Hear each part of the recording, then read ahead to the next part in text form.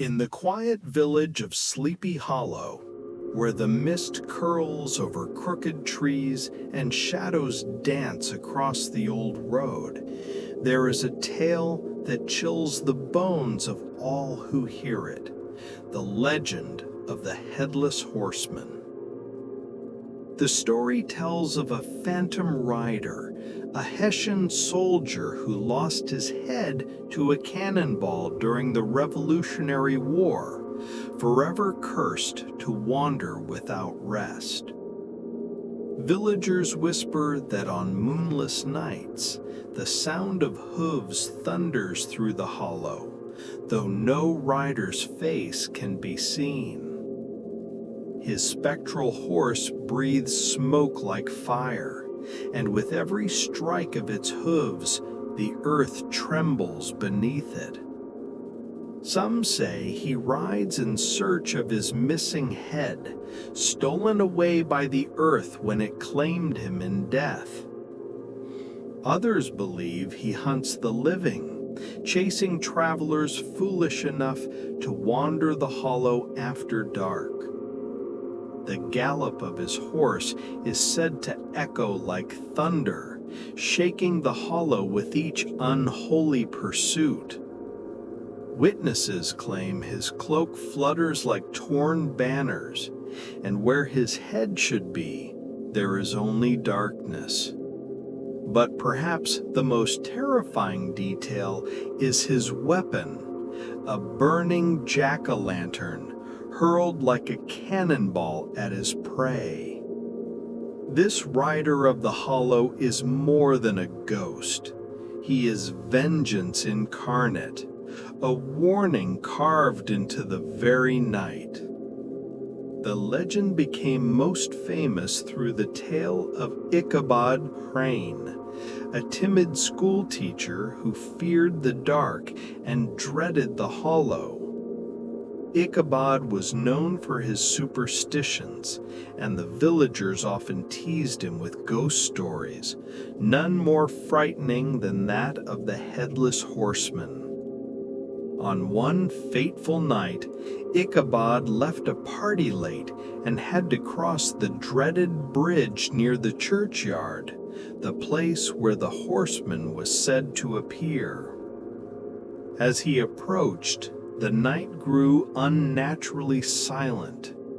No owls, no crickets, only the sound of his own heart pounding.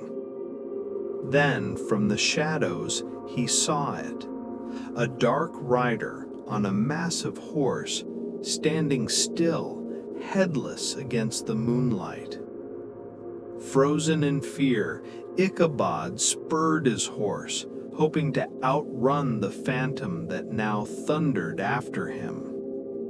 The sound of hooves roared like thunder as the forest seemed to close in around him.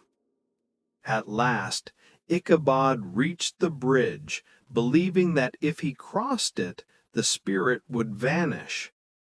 But instead of fading, the horseman raised his flaming jack-o'-lantern high, its grin burning bright in the dark. With a mighty throw, the rider hurled it straight at Ichabod, sealing his fate in a blaze of fire and fear. The next morning, Ichabod's horse returned riderless, but he was never seen in Sleepy Hollow again. All that was found near the bridge was Ichabod's abandoned hat and a shattered pumpkin. Some believed he was spirited away by the Headless Horseman, claimed as another victim of the curse. Others whispered he had simply fled in shame, never daring to face the hollow again. The villagers of Sleepy Hollow, however, never doubted the Headless Horseman had struck again. For years, stories of Ichabod's fate spread beyond the hollow, making the horseman a legend across across the land. The hollow itself became a place of dread, where travelers hurried and dared not linger after nightfall. Many claimed to hear the distant thunder of hooves echoing on nights when the moon was full. The legend warned that anyone who saw the horseman must never look back or risk being taken themselves. Thus, the Headless Horseman rides eternally, a phantom of vengeance, forever haunting the hollow. Sleepy Hollow became a place where shadows seemed deeper and silence more unsettling than anywhere else. At night, the old bridge became a place no villager dared cross, believing it cursed by the horseman. Children whispered tales of seeing a glowing figure galloping past the churchyard when the moon was high. Some travelers claimed they heard whispers calling their names, followed by the thunder of hooves. The church bells, once a comfort, now sounded like warnings whenever they tolled at night. Even the bravest hunters refused to enter the forest after dusk, for fear of meeting the rider. The sound of galloping hooves became a phantom heartbeat of the hollow, pulsing through every story. Legend said that the rider's fury grew strongest on autumn nights when the leaves turned red like blood. Those who dared to mock the tale often vanished, leaving only hoof prints behind. Thus, the hollow lived not by its living villagers, but by the eternal shadow of its rider. The elders of Sleepy Hollow taught that the rider was bound by the river, unable to cross its waters. It was said the bridge served as the threshold, a fragile line between the living and the damned. Children dared each other to place pumpkins on the bridge, believing it would summon the rider's wrath. Some swore the pumpkins left behind were smashed to pieces by unseen hands before dawn. The churchyard, too, became a haunted place where mourners felt the rider's gaze upon them. It was believed the horseman rode only at night, cursed to wander until dawn's first light. On certain nights, villagers claimed to hear the horse's labored breathing, as though it too suffered the curse. The rider's cloak was said to move like smoke, twisting and writhing as though alive.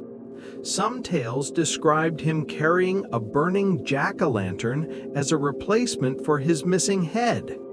That fiery visage became the most terrifying symbol of all, a nightmare burned into the village's memory. The tale spread far beyond Sleepy Hollow, whispered in neighboring towns as a warning. Merchants warned travelers never to cross the hollow after sundown. Yet curiosity often overcame fear, drawing the boldest into the cursed woods. Those who returned claimed they felt unseen hands brush against their shoulders. Others swore they heard galloping hooves echoing, though no horse was seen. A few even claimed to see a flaming jack-o'-lantern soaring through the night sky. The rider became less a ghost story and more a living fear, shaping the rhythm of village life. Festivals ended early, and no one dared linger once dusk approached. The hollow itself seemed to pulse with dread, as if the earth remembered the blood spilled there. For Sleepy Hollow, the Headless Horseman was not just a story, but a shadow that lived among them. Some scholars argued the legend was born from the trauma of war. Others saw in the rider a symbol of colonial fears, violence carried across oceans. To the villagers, however, such theories meant little compared to nightly dread. Parents warned their children never to stray near the hollow. Stories were told at night, each retelling more terrifying than the last. Each tale painted the rider as faster, fiercer, more merciless. Children grew up with the rider's shadow cast over their imaginations.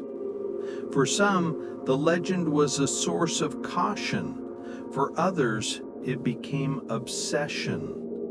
Obsession led a few to wander into the hollow, never to return. In this way, the legend fed upon itself, as fear gave the horseman eternal life. The Headless Horseman became less a man and more a myth, woven into the fabric of the valley. Generations passed, but the story endured, whispered by parents to their children. The tale reached travelers who carried it to far-off lands. In Europe, the story mingled with old legends of spectral riders. Each retelling added new details, a flaming sword here, a skeletal steed there. But the hollow itself remained the most feared place, the root of the curse. Even skeptics admitted the hollow carried an unnatural chill. Birdsong vanished there, replaced by oppressive silence. Even the bravest hunters avoided its paths. No game ever seen there, for it was said that all life recoiled from the rider's cursed domain.